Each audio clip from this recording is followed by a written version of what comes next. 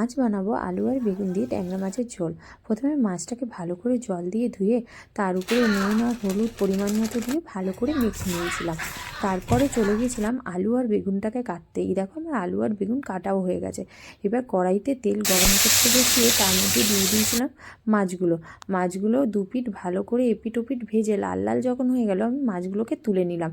তারপর ওই তেলেই কিছুটা কালো জিরে ফোড়ন দিয়ে আলু আর বেগুনগুলোকে ছেড়ে দিয়ে ভালো করে নাড়াচাড়া করে যখন দেখলাম লাল লাল হয়েছে তার মধ্যে দিয়েছিলাম লঙ্কা গুঁড়ো, জিরে গুঁড়ো, হলুদ গুঁড়ো আর কিছুটা নুন পরিমাণ মতো দিয়ে একটু জল দিয়ে ভালো করে ঘুরিয়ে নাড়াচাড়া করে যখন কষে কষে এসেছিলো তার মধ্যে 1 গ্লাস জল দিয়ে দিয়েছিলাম। তোমরা যে যেরকম গ্রেভি খেতে চাও সেরকম পরিমাণে জলটা দিও।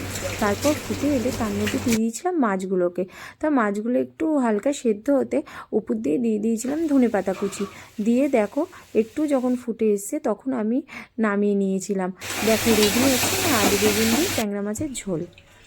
কেমন লাগলো তোমরা আমাকে অবশ্যই জানিও, একটা লাইক আর সাবস্ক্রাইব করে।